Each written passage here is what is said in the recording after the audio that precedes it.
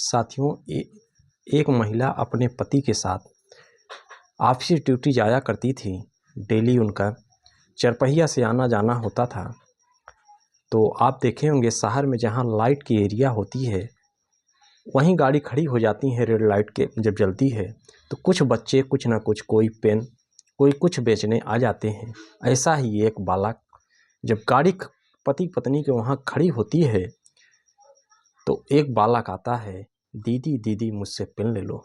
बहुत सा क्यूट सा बालक था। तो महिला का सोचती है क्यों ना, पेन तो मुझे ज़रूरत ही होती है, बच्चे से ही ले लिया जाए। महिला पेन ले लेती है। उस दिन से महिला को बच्चे से मित्रता हो जाती है। 9 साल का बालक था, देखने में बहुत सुंदर लग रहा था। महिला अब डेली उसका रूटीन होता है कि वहाँ रुकती और बच्चे को कुछ चॉकलेट वगैरह लिए रहती, उसको बच्चे को दे देती। 3-4 लड़के होते, खुशी खुशी पुनः चले जाते।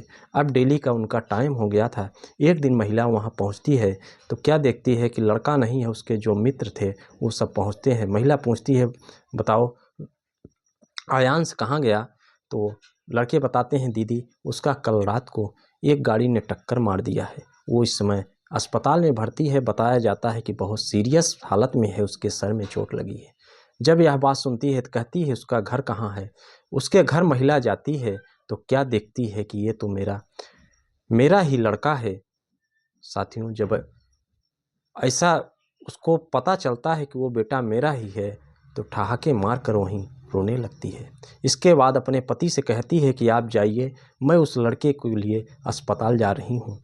पहले तो पति मना करता है कि क्यों एक लड़के के लिए इतना परेशान हो, लेकिन महिला को पता है कि वो लड़का कोई गैर नहीं बल्कि मेरा है। वो सीधा भागी भागी अस्पताल जाती है।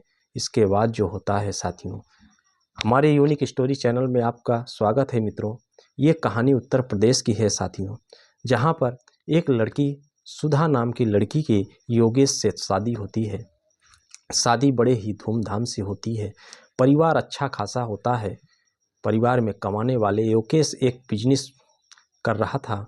उसके माता पिता ठीक ठाक से रहते हैं। इसी बीच उनकी शादी हो जाती है सुधा नाम की लड़की से। अब सुधा ससुराल जाती है। समय ठीक ठाक गुजर रहा होता है। इसी बीच सुधा को एक लड़का भी होता है। लड़का लगभग 2 साल का था, तभी अचानक से योगेश का एक्सीडेंट हो जाता है। योगेश की उम्र लगभग 27 साल थी। योगेश अब इस दुनिया में नहीं रहा। इसी बीच जो सुधा के सास ससुर होते हैं कहते हैं, बेटा अभी तुम्हारे पास तो बहुत जीवन है, तुम कैसे यहाँ अकेले ज़िंदगी बिताओगी? कहीं तुम अपना शादी कर लो और ये मेरा जो नाती है इसको मेरे पास ही छोड़ दो, इसका लालन पालन मैं करूँगा। सुधा के माता पिता को भी बुलाया जाता है और उनसे चर्चाएं करते हैं कि बेटी की कहीं शादी कर दिया जाए तो अच्छा रहेगा, इसका भी जीवन संवर जाएगा, नहीं तो अभी बहुत ज़िंदगी पड़ी है। सुधा के आखिरकार माता पिता भी इसके लिए राजी हो जाते हैं। सुधा से पूछते हैं। सुधे पहले तो नहीं मानती, लेकिन दिल पर पत्थर रखकर माता पिता की बात मान लेती है और उस अपने लड़के को उसके दादा दादी के पास छोड़ देती है साथियों। इसके बाद वह वापस अपने मायके रहने लगती है। इसी बीच उसके माता पिता उसकी शादी कर देते हैं समीर नाम के लड़के से। समीर का खुद का बिजनेस था। छोटी सा कार्यालय होता है जहाँ पति पत्नी वहाँ डेली जाया करते हैं। अब इधर जो लड़का था सुधा का, इसके दादा दादी इसकी परवरिश करते हैं और साथ रखते हैं, लेकिन जो उनके चाचा वगैरह होते हैं वो इस बात से काफ़ी नाखुश होते हैं कि मम्मी तो इसकी चली गई लेकिन लड़के को हम लोगों के लिए छोड़ गई। लेकिन उसकी जो दादी थी उससे बहुत प्रेम करती थी। कहती है कि बेटा तो आखिर मेरे बेटे का ही है, तुम लोग इससे क्यों इतना घृणा रखते हो? कहती है ठीक है, मैं ही बेटे को, तुम लोग कुछ नहीं करना, इसका लालन पालन मैं ही करूँगी।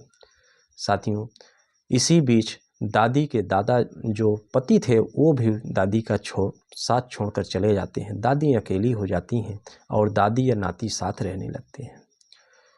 इधर जो लड़का होता है उसकी बुआ जी अपनी माताजी को देखने आई हुई थीं तो क्या देखती हैं कि मेरे भतीजे को और मेरी माँ को काफ़ी कष्ट है, मेरे जो भाई लोग हैं उसकी ठीक ठाक से देखभाल नहीं करते। साथियों, परिस्थितियाँ खराब हो जाती हैं। इधर जो उसके भाई लोग होते हैं वो लड़के से काफ़ी घृणा रखने लगते हैं। वह जो उसकी बुआ होती है वो काफ़ी समझदार थी। वो कहती है, ठीक है, मेरे 2 बच्चे हैं, आप लोगों को अगर इस लड़के को रखने के लिए इतना ही कष्ट है तो आप लोग ऐसा करिए कि मेरे पास लड़के को भेज दीजिए। साथियों, बुआ ऐसे ही करती है। इसी बीच उस जो लड़का होता है उसकी दादी का भी वृद्ध अवस्था होती है, स्वर्गवास हो जाता है। अब लड़का अपने बुआ के पास रहने लगता है, लेकिन बुआ की स्थितियां ऐसी नहीं थी कि लड़के को कायदे से पढ़ा लिखा सके। किसी तरह उनका गुजारा चल रहा होता है।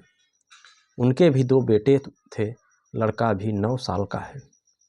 साथियों, तो लड़का सरकारी स्कूल में पढ़ने भी जाता था, लेकिन वहाँ कुछ लड़के पेन वगैरह बेचते थे रोडों पे, आप देखे होंगे।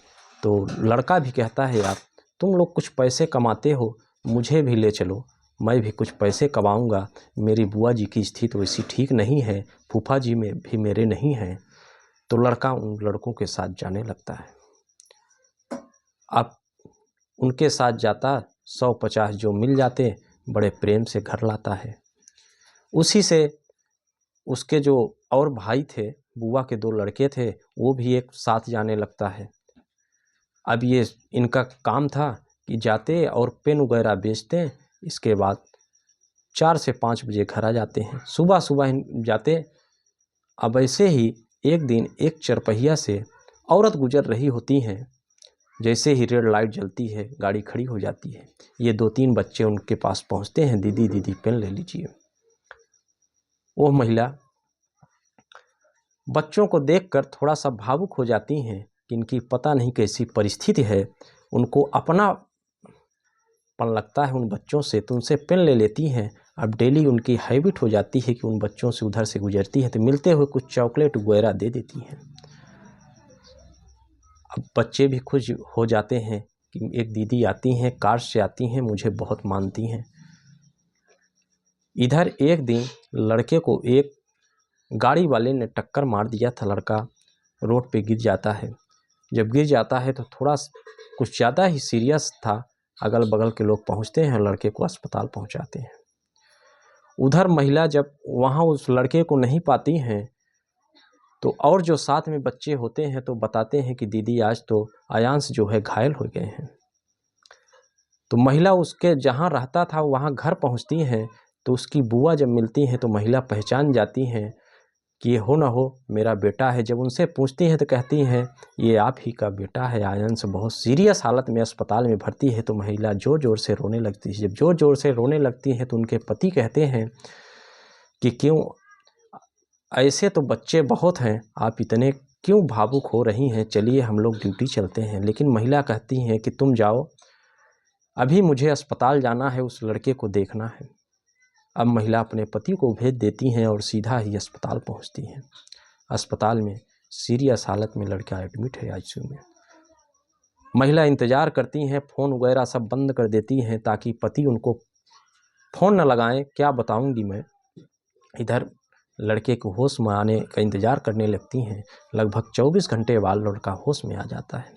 डॉक्टर बताते हैं कि हालत स्थिर है, डरने की कोई बात नहीं है, लड़के में लगातार रिकवर हो रहा है, सुधार हो रहा है। महिला को मिलने दिया जाता है। महिला लिपट कर लड़के से रोने लगती है। जब यह सभी लोग वहाँ देखते हैं, डॉक्टर भी देखता है, तो महिला को अलग कर देता है। कहती है इस हालत में अभी लड़का नहीं है, आप लोग देख लीजिए, इसके बाद उसको अभी एक आराम करने की ज़रूरत है। तुरंत लड़के को लेटा दिया जाता है।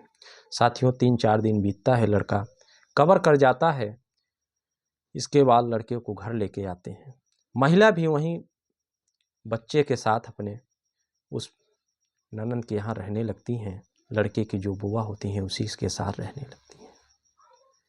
अब सोचती हैं कि ये जानकारी अगर मेरे पति को होगी तो हो सकता है कि मुझे रखें या ना रखें। तो अब मैं इसी अपने लड़के के साथ रहूँगी, दिल के कलेजे के टुकड़े को अब छोड़ूंगी नहीं, इसी के साथ अब जीना है। आकर वहीं रहने लगती है। लड़का धीरे धीरे एकदम सा नॉर्मल हो जाता है। कुछ दिन समय बीतता है। उधर महिला के पति जो सुधा के होते हैं, वो फ़ोन बंद होता है तो पता लगाते हैं। वहीं चौराहे पे लड़के से पूछते हैं कि बताओ, जो वायांश घायल हुए थे वो ठीक हुए कि नहीं। लड़के बताते हैं हाँ वो ठीक हो गए हैं। जो मैडम आपके साथ दीदी आती थी वह भी अब बच्चे के साथ रहने लगी हैं, उसको अपना बेटा बता दी हैं। उधर उनके पति समीर जी जो थे वो पहुंचते हैं तो कहते हैं सुधा क्या बात है, घर नहीं चलना है क्या। सुधा उनको लिपट कर रोने लगती है। रो रो कर वह सारी घटना बयां करती है कि मेरी ये एक ऐसी सच्चाई है जो आपसे छुपाया था। मैं इसलिए आपसे बात नहीं की कि हो सकता है कि आप यह सच्चाई जान जाएं तो मुझसे बात भी न करें। इधर समीर के माता पिता भी आए हुए थे साथ में। कहते हैं बेटा, जो हुआ होना था वो तो हो गया है, लेकिन हम लोग तुम्हारे बिना नहीं रह पाएंगे। उनकी सासू माँ थी। समीर भी कहता है कि मैं भी तुम्हारे बिना नहीं रह सकता, लेकिन महिला सुधा कहती है कि मैं इस बच्चे के बिना नहीं रह सकती, इसलिए आप लोगों से निवेदन है कि आप लोग जा सकते हैं। तो समीर कहता है क्या हम आपको ही लाने के लिए आए हैं, मैं तो इस लड़के को भी ले चलना चाहता हूँ। अब तुम इसको अपने साथ रखना, इसकी अच्छी सी परवरिश करो, इसकी अच्छी सी शिक्षा वगैरह दिलवाओ, पढ़ाई लिखाई करवाओ ताकि किसी काबिल बन सके। साथियों, पूरा परिवार एकजुट हो जाता है और उस महिला को और उससे बच्चे को अपना लेते हैं। साथियों, हंसी खुशी परिवार में रहने लगते हैं। ये थी एक जो परिवार बिखर रहा था उसको पुनः एक होने की कहानी। साथियों, इससे मेरा किसी का दिल दुखाना नहीं बल्कि एक संदेश देना था कि कैसे बिखरते बिखरते परिवार थोड़े से सूझबूझ से एक भी हो जाते हैं। साथियों नमस्कार। कहानी कैसी लगी थोड़ा सा कमेंट में ज़रूर बताइएगा साथियों।